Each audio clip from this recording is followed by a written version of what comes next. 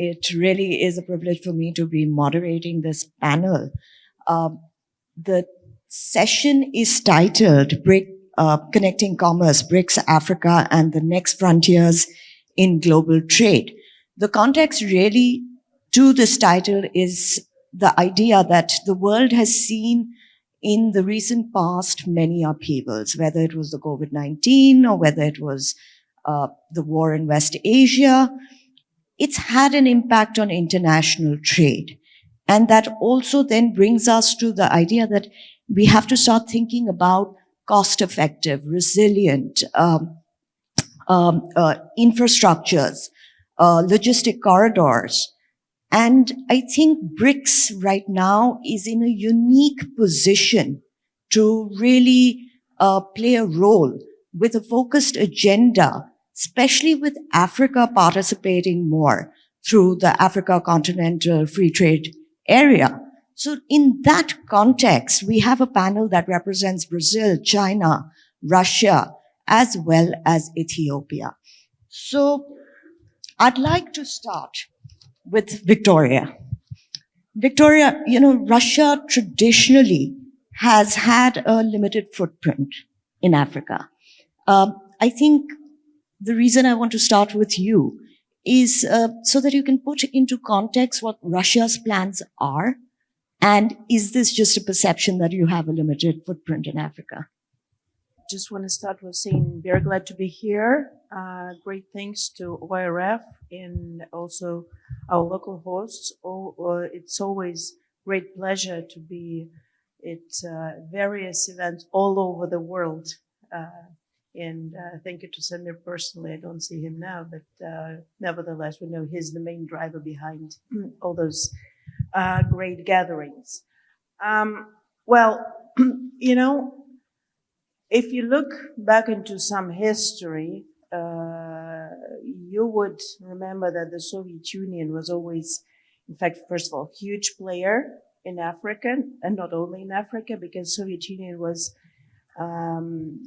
big driving force for decolonization and liberation of the countries from, colonial legacy, and supporting the economic development.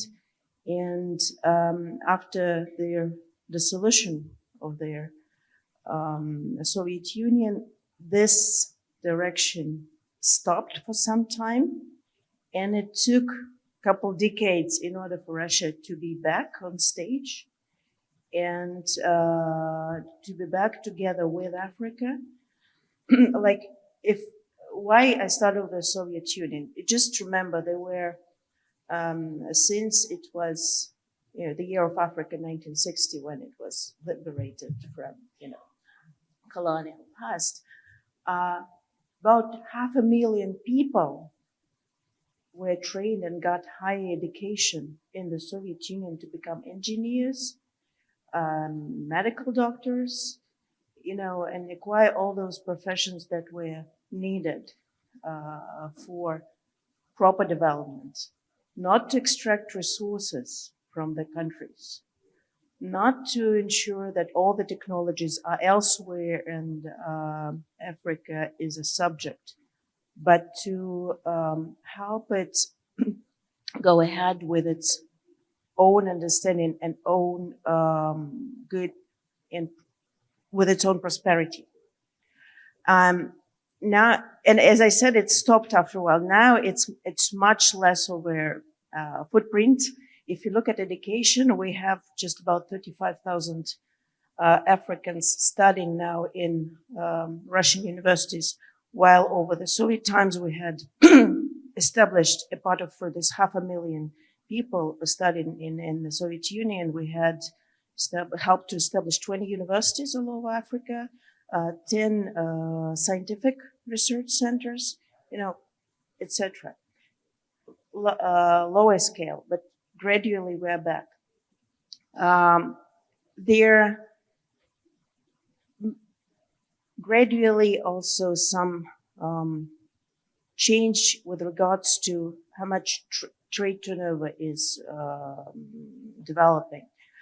Africa used to be a very small scale in terms of export and import, now yet as well, but it's the same picture in the global GDP. If you look at global trade turnover, I think it gets less than 2.5% in the global GDP. Yeah. And, but it's growing because it's over the past 3 years, I guess it came from 2.5 to 5% in the Russian, its exports in the Russian share. And in fact, it did surpass Americas, I guess because of their Northern America, not Southern America, but altogether, Africa did go ahead of this region. And there are mainly 3 areas nowadays in terms of economics and trade where Russia is coming quite forcefully. It's, the first group would be exporters. The main item is traditionally grain and some fertilizers. So you would see Fosagra, Uralhim there. With grain, you would see Aston, United Grain Company, etc. Some defense components as well. So those are their exporting areas and exporting groups. Another group is investment. And in fact, Russia is also moving more from exporting model to investment model. And this is highly demanded and highly supported in Africa. And I'm sure that we'll talk about it as well later because investments is exactly something that would help its African continent to develop. And there we see Renaissance, Renova, Vetabel, Rosa, but also the energy companies of Rosneft, Lukoil, etc. And the third group, it's less visible, but a number of countries are already gaining reaping some benefits from this cooperation. This is high tech. Russian Yandex, Kaspersky, Geoscan. There's been a rather interesting and, still not as large scale as we hope, but I think it will be expanding. Cooperation in terms of bringing e-governance to African countries. So those are the 3 main groups. Although, if you look, we have 54 countries in Africa, but main partners, they're either from Mediterranean side, so it's Northern Africa, Egypt being on the first place. I believe it takes almost 1/3 of the total Russia-African trade volume, about 9 billion. And then it's Algiers, Morocco, Tunisia, and the BRICS country, South Africa. So those who have access to the sea. And one of the problems, and I think we'll discuss it later, is a lack of transport routes inside Africa, logistical, infrastructure, but also at the point, lack of direct connections between Russia and African countries as well. So all in all, yes, it's been paused, even rolled back, but Russia is back and it is offering a different model than former colonial states, and because it is intended to have equal cooperation and cooperation that will bring benefit to the countries themselves so that they can be developing on their own, reaping economic benefits for themselves. Thank you. Thank you, Victoria, for that. I would come to Tanya now because, Tanya, China has been a big player, has big plans for Africa. You have your connectivity projects, you have the BRI. You also have the Digital Cooperation Center. Could you give us a sense of what China's future plans are? Also, could you tell us how they are envisioning support for AfCFTA? Okay, thank you for the question. I'm very pleased to speak on this very important topic, and I'm very happy to share some of my opinion on the Belt and Road Initiative of China in African continent. Well, I guess a lot of colleagues and friends know about the Belt and Road Initiative and know some of the projects under this initiative, but you may not know that actually under this initiative, we focus on 2 dimensions of connectivity. So I will just share some of my understanding about the 2 dimensions. First is the hard connectivity, and the second is the soft connectivity. And under the hard connectivity, it is the common idea about improving connectivity. That means infrastructure development. I know a lot of friends think that, okay, China infrastructure, they're so obsessed with infrastructure, but I will tell you why and what we plan to do. Infrastructure development includes construction of physical infrastructure such as railways, highways, ports, power plant, all of these. China built a lot in Africa and also other part of the world. And I will give you a data. Well, by 2023, China has financed over 6,000 kilometers of railways and over 10,000 kilometers of roads across the African continent. And one well-known example is the Mombasa-Nairobi Standard Gauge Railway in Kenya. Well, with this railway, the travel time of citizens largely reduced, and the regional economy are largely boosted. This is how infrastructure works. And projects like this actually aims to close the African's infrastructure gap and lay the foundation for long-term economic growth. And why infrastructure is important.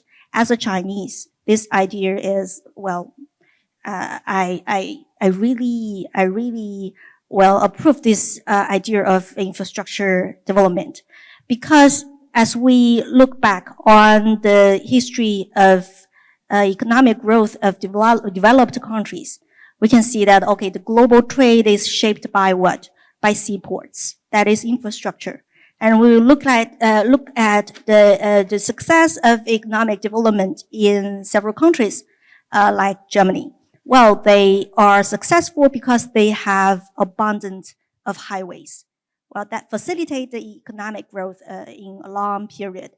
And also in United States, they have a lot of highways, a lot of railways that facilitate their goods flows and also the travel of people. Well, as the Chinese old saying goes, if you want to get rich, build a road first.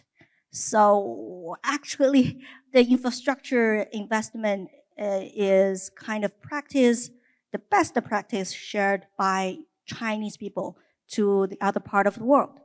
Okay, so this is about hard connectivity. And I believe in the future, Chinese government and also Chinese companies will also put a lot of effort in improving hard connectivity in Africa and also in other part of the world that needs that infrastructure for future development. And second, I would like to talk about soft connectivity. What is soft connectivity? That means improving institutional, regulatory, and human capacity that supports cross-border cooperation. And that means sharing development experiences, digital infrastructure, and offering technical training. For example, China has offered a lot of vocational education programs and e-government systems in several African countries. And I have to say, African continent is a land of opportunity and a land of capacity for digital economy. So we believe that other countries should also join in the cooperation in digital side with African countries. We will also share the development together. And to sum up, I think the initiatives of China, such as the Belt and Road, is not only about investment and connectivity, it is also about linking people, policies, and economies in a sustainable and inclusive way. Okay, this is what I think. Thank you. Thank you very much. That was very comprehensive. But Nosan, let me come to you. Because China has made its headway in Africa, it has, these plans. But Brazil, given the fact that Brazil is the current chair, but there is a problem of just it being located where it is geographically, the distance. Aviation also seems to be a bit of a problem, connectivity. How does Brazil envision overcoming this sort of a challenge? Or do you see it as a challenge even? Thanks, Remy, my colleagues, and the organizers for having us. The thing is, Brazil does indeed face a serious connectivity problem, so to speak. If you look at the world map, depending on the cartographic projection, you can easily see this. Brazil is far away. It's kind of detached from the BRICS network of countries. And it takes a lot of effort, and it's costly for Brazil to engage with the other BRICS members. So this is something we must grapple with. I mean, myself, if I want to visit a BRICS country with only one flight, non-stop, I can only travel to South Africa, Ethiopia, or the UAE amongst the 11 full-fledged BRICS members. So Brazil is in the worst situation when compared to the other 10 countries. It's unbelievable. So glass half full, Brazil accounts for half of South America's territory, economy, and the population. But glass half empty, Brazil doesn't connect with the outside world, and this has to be dealt with. So one of the ideas that has just been brought up by the current Brazilian administration is the so-called Bi-Oceanic Initiative, which consists of making Brazil a bi-coastal country, because Brazil has a huge maritime coast on its east side, the Atlantic side, but not on the Pacific side. So to reach the Pacific Ocean, we rely on our neighbors, Chile, Argentina, Peru.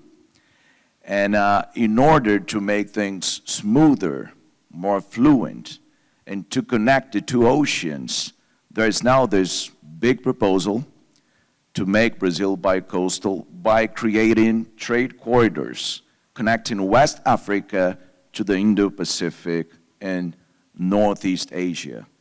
That will be huge and possibly will bring a lot of impact, not only in terms of trade, but of circulation, of ideas, people, and hopefully it's going to come to the surface anytime soon. China is pouring buckets of money into the region in terms of infrastructure, and Brazil and other South American countries are now cooperating, mostly with China, to bring this to life. And let's see what the future holds, but I am optimistic about this initiative particularly, and we truly need to reach the next stage in terms of cooperation, right? Absolutely. Abdeta, I come to you last because we're talking about Africa, and you have a unique perspective here because you come from Ethiopia. Ethiopia itself has a unique position in the BRICS as not just a member, but it really is an African nation with some amount of heft. The AU is also headquartered there.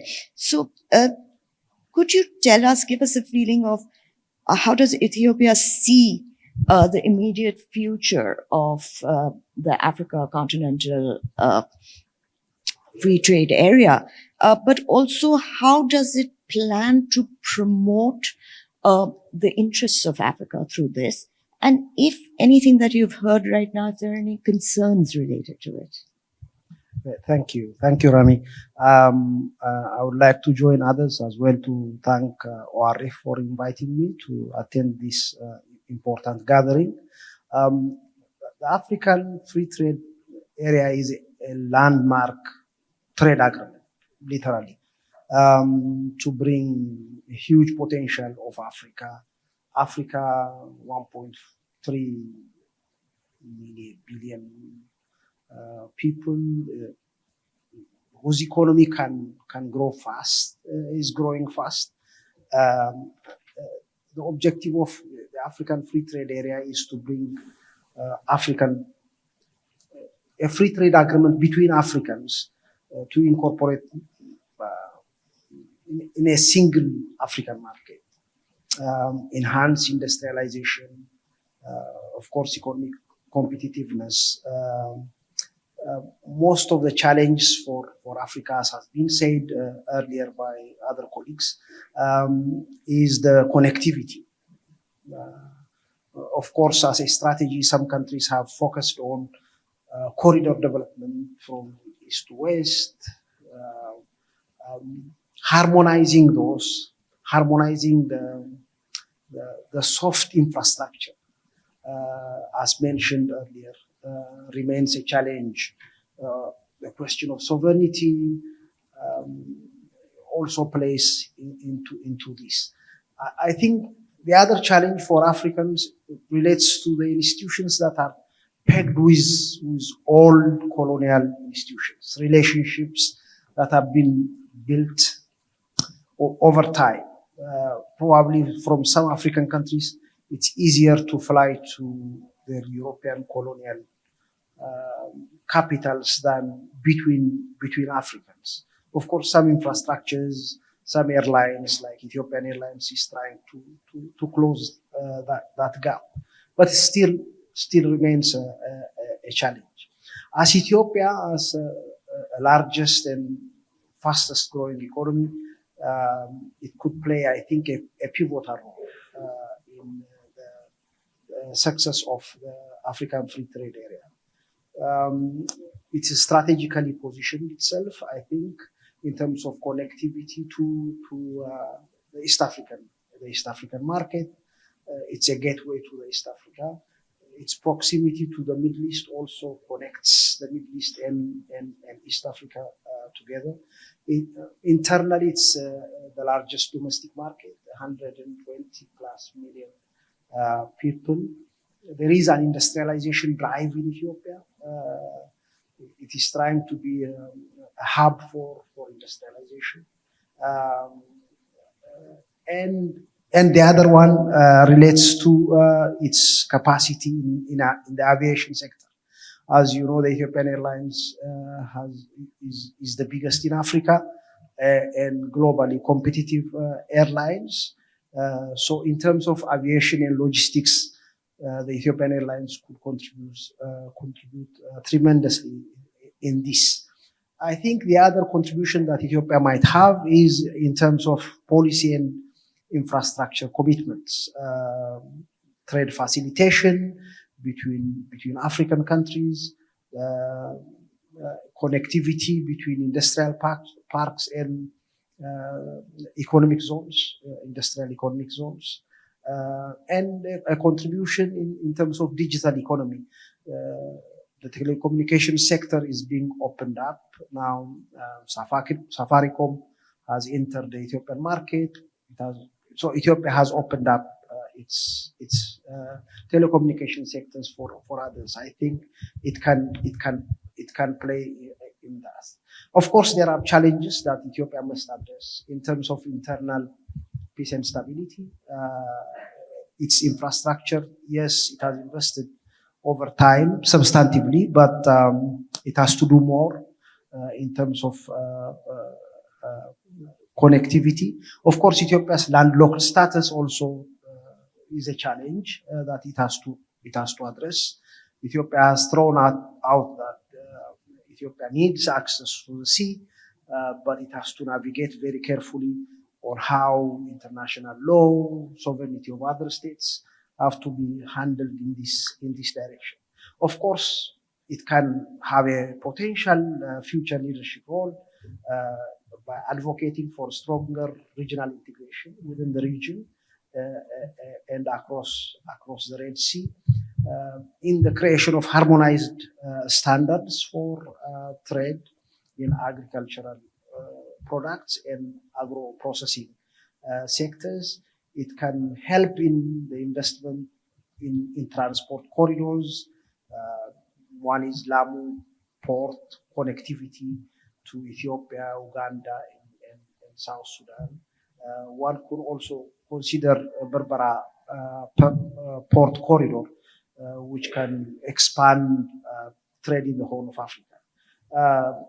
So, to conclude on this question, Ethiopia has the demographic, economic, and strategic potential to be a major beneficiary and driver of the African free trade area.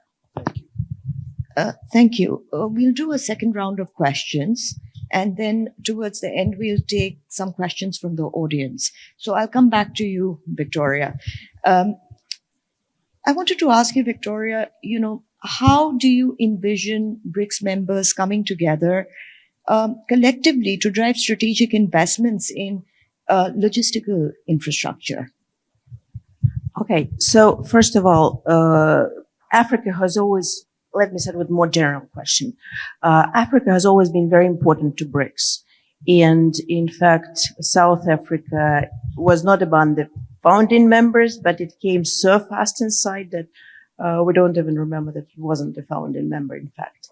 And now we have 3 African countries that are part of BRICS, and they all play a pivotal role in terms of developing our cooperation and providing for more projects to be realized on the African continent for its own development. So I would name several points. First of all, that's New Development Bank. I know that, you all know that NDB membership and BRICS membership are not the same things. It's a commercial bank, yes, launched by BRICS. But nevertheless, what's been done so far by NDB, yes, there are limitations, and NDB is working on that. But logistical projects that have been launched so far, mostly in South Africa, like South Africa Freight Rail Sector Improvement Program, or National Non-Toll Road Management Program, and Toll Road Strengthening Improvement Program.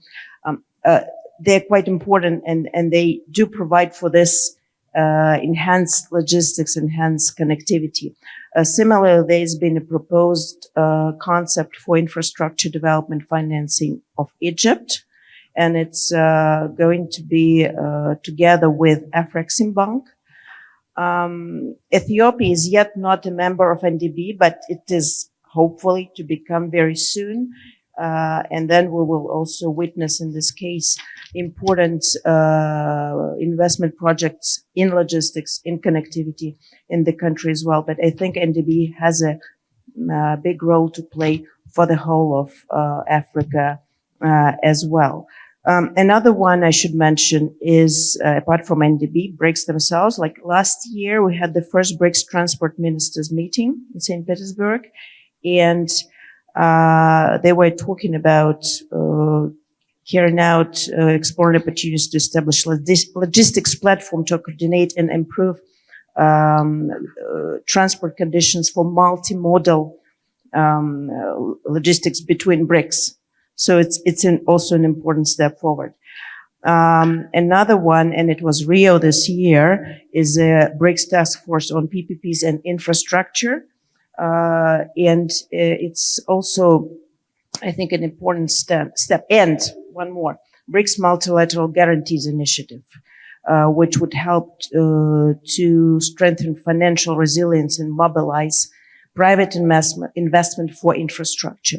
So BRICS has a really important role to play with existing instruments, with their money and resources it is able to mobilize, and with their technological knowledge it has. Tanya mentioned some digital and efforts within BRI, but not only. We have the companies. In fact, Brazil was the first to launch more discussions around digitalization. And this is about bringing not just physical connectivity, but soft soft infrastructure into Africa and into BRICS countries. So I will stop here. Thank you. Thank you, Victoria. I'll come back to Tanya. Tanya, we'd earlier on heard about all the big plans and the projects that China is undertaking, but that also brings up a question of sustainability and climate initiatives. What sort of plans does China have to ensure long-term green industrialization roadmap for Africa? Okay. Thank you for this question. And before talking about China's plan on green development in Africa, I would like to talk about the dual pressure faced by most developing countries about economic development and the environmental and climate issue. I guess the choices of different countries are quite different. Some countries may choose to develop the economy regardless of what happened to the environment, and some countries may choose to give up some of the rights in economic development, give up some of the projects in manufacturing in exchange of some fund and aid from other countries, especially from the developed countries. And I think BRICS and also China represent another choice. That means we choose both. We want economic development, and we also want to be responsible for the environmental issue and climate change issue that faced by the globe. And I will just briefly talk about what China plan to do and what is Chinese doing in Africa. Actually, under the Belt and Road Initiative, we have also the Green Belt and Road. And under this initiative, we increasingly focus on green growth. That means we invest not only in infrastructure, but also in low carbon, climate resilient, and environmentally sustainable projects. First, we invest in renewable energy projects, such as solar, wind, and hydro plants in countries like Ethiopia and also Kenya and other partner countries. And some may say that, not all countries are suitable for new energy. We solve this problem with technology.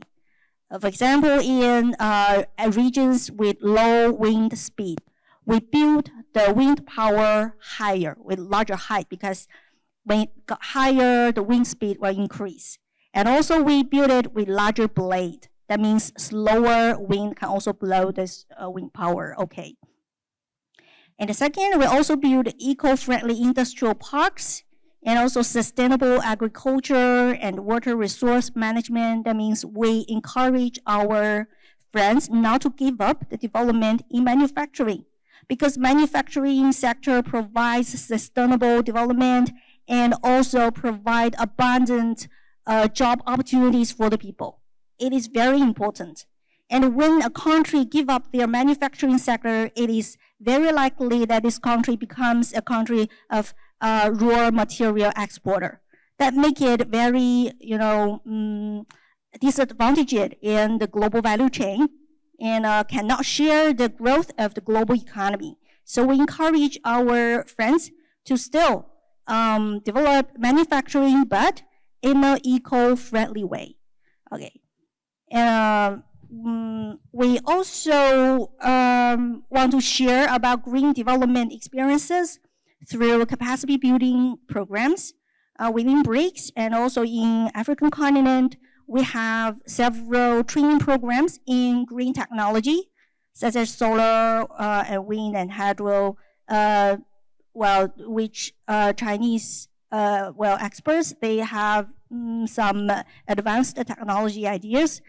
And we also share some of the ideas and exchange some of the ideas in environmental policy and also climate finance. As Professor Panova mentioned before, the New Development Bank finance a lot of projects. Among them, those climate financing is the most popular ones. Yeah.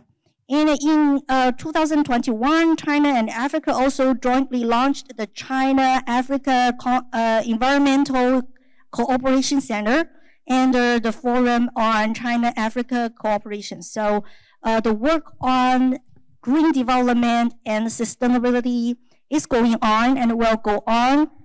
And our suggestion from the BRICS side and also from the Chinese side, we encourage our developing friends also find a way out with technology, not to give up the environment and not to give up the economic growth, but solve the problem with technology.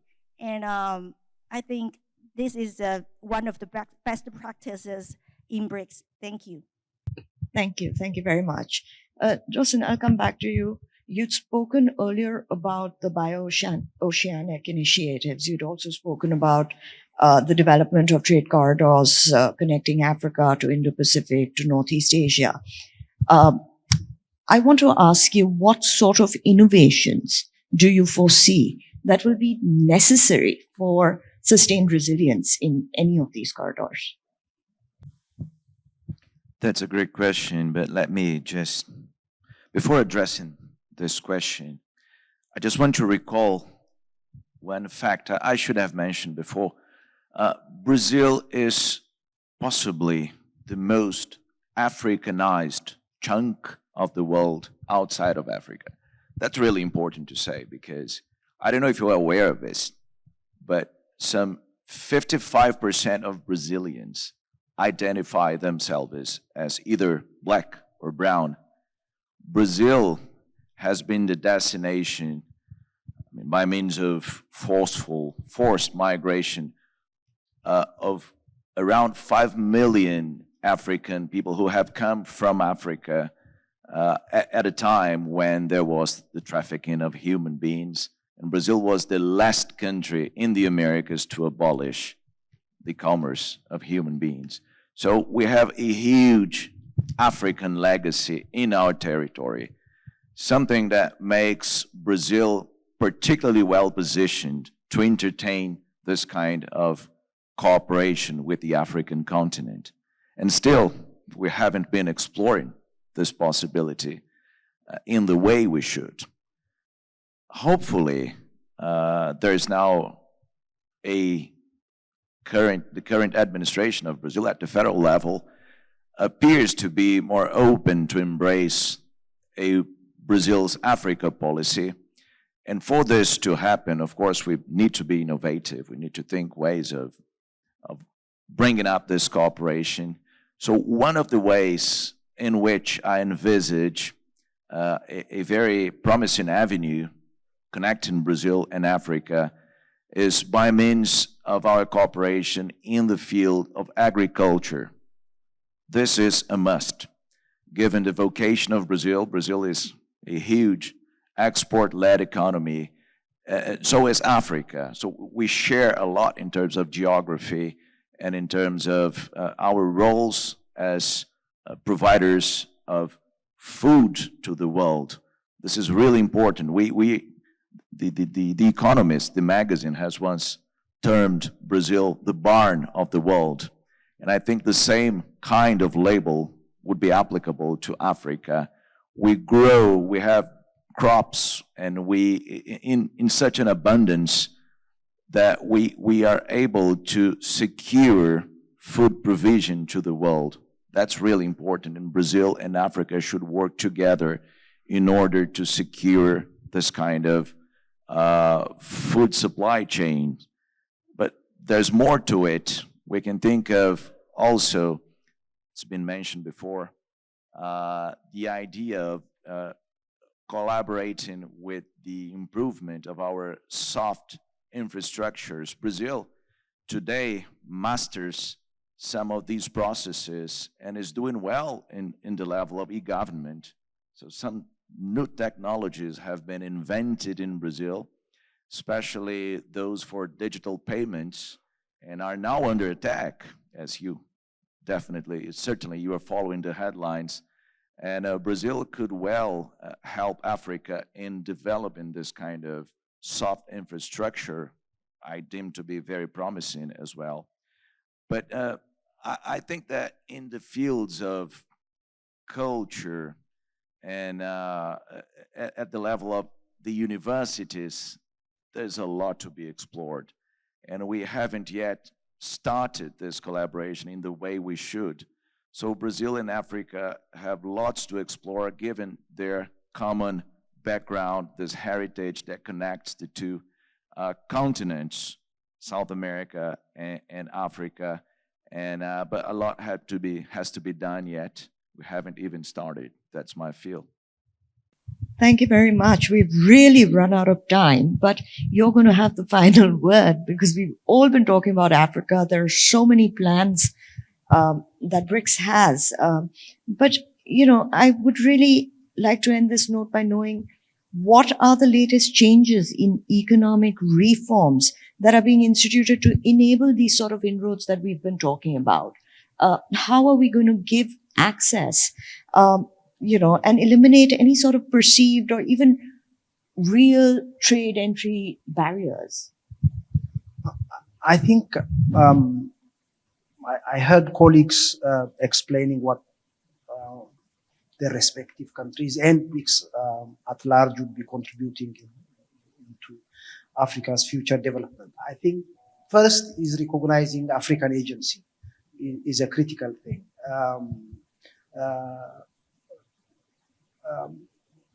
Recently, we had a conversation in Addis on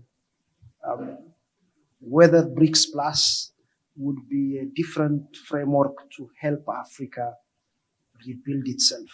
Is there a possibility for BRICS to build with Africa? One question that people raise. Is there harmonization of activities on the basis of national development endeavors of each country? BRICS has the way it is constructed allows national development plans to have a priority in that. Of course, some countries are reforming. In Ethiopia, for example, Ethiopia is endeavoring to have reform programs. It has opened up its financial markets, telecommunications, and others. But eventually, if BRICS or other frameworks that will collaborate with Africa, if they take African agency very, very seriously and harmonize what they want to do with in relation to Africa, it will be a real change maker globally. But if Africa fragments because of global rivalry, which is a challenge for and the lack of exercise of African agency would be a critical factor for Africa. I think if BRICS succeeds to work with African agency, the African Free Trade Area, the Agenda 2063 plans of Africa, in which several priorities are mentioned, I think there will be a possibility for change in Africa sooner than later. Thank you. Thank you very much. Just in time, I think we only have a little bit of time left, so maybe we'll just take a few questions. Please, I can see a question. Can it just be a precise question, and please let us know who you are addressing it to? Thank you. So my question is, China today plays a leading role both as world's largest emitter and as a global investor in clean energy. So from your perspective, how is China planning to accelerate its own emissions reduction, and while also ensuring that the energy transition remains fair and accessible for smaller and more vulnerable countries that depend on Chinese technologies and finance? I think that's for you. Another? Any more questions? There's a question. Yeah, thank you so much for all the panelists today. My question is pertaining the application for like what we mentioned earlier on China's One Belt One Road or the Itai Ilu is that regarding the business practice, how is it balanced out or fair out with other countries? Because different countries would have different business practices and tradition. I think that's just my question. I can see another question at the back.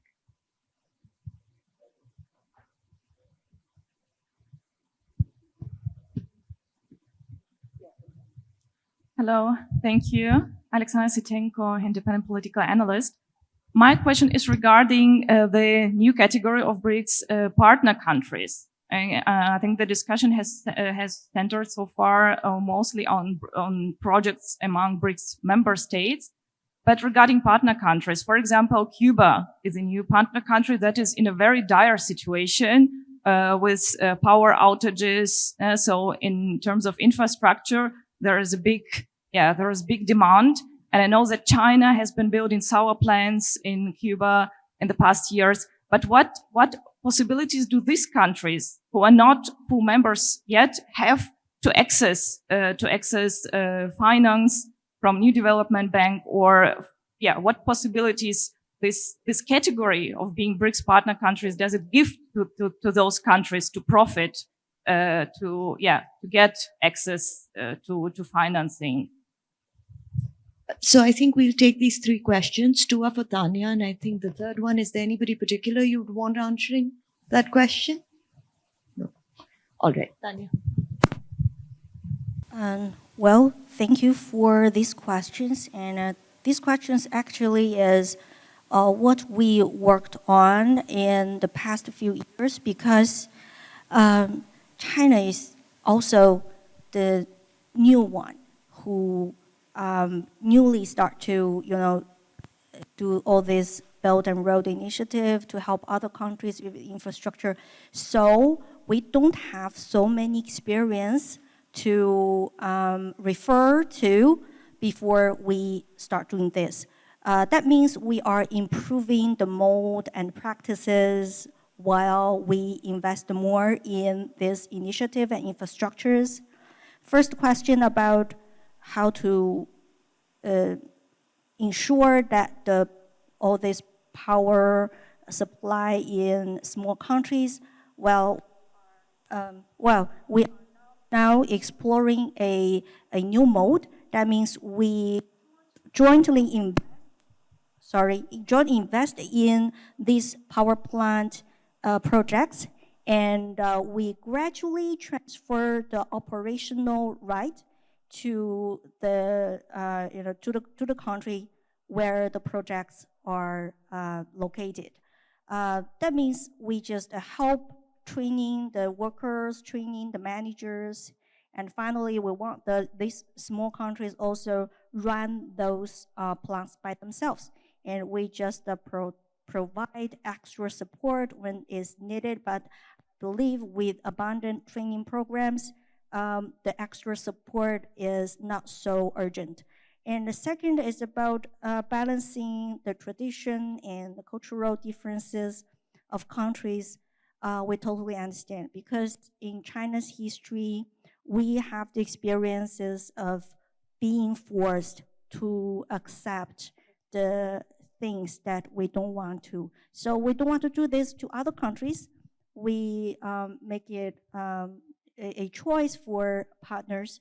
So I guess we're also trying to learn more about the tradition and cultural differences of other countries. We have a lot of research on country-specific research, and that will support our further decision on investing in these countries and make it good for everyone, make it acceptable for everyone.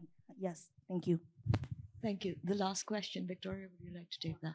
Well, with the partners, first of all, I think I mentioned that NDB membership and BRICS membership, they're two different things. So, for example, Ethiopia or Iran, they're not yet members of NDB. And that's why when we're talking about the NDB projects, we're talking about the members. And it's a work in progress. With partners, it's also work in progress. So And there is a resolution that while those are not part of immediate or all projects or negotiations within BRICS, they will still be able to join into some areas, into some of their, cooperation schemes. But it's been drastic enlargement, half as much, like we became twice as big, even more than that, and 10 more members now, right? Or 9, sorry. And 9 more, partners. So it's a work in progress, but definitely there is an understanding that BRICS, once it's opened its doors, it has to integrate. It will take some time to integrate fully the new members themselves. Partners will be probably a slighter slow road, but still we're responsible for those who we invited and who we agreed that are part of the family. Thank you so much. I think that brings us to the end of this very, very insightful session. If I may say so myself, I enjoyed it very much. So thank you to my expert panelists, and may I please ask all of you to put your hands together for this exceptional panel.